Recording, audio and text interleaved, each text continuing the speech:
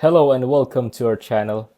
For today's video, I'm going to teach you how to put Instagram filters on photos from Camera Roll this year 2023.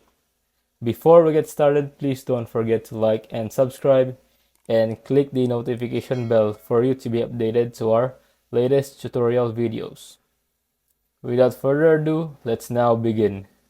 So first, open Instagram and go to your profile page.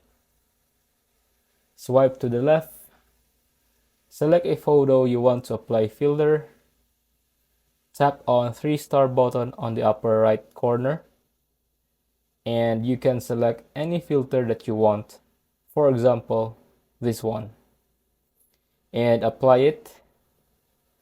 That is how you can add Instagram filters to your photos from Camera Roll.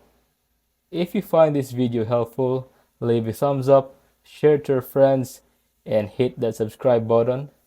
Thanks for watching, and I'll see you soon in the next video.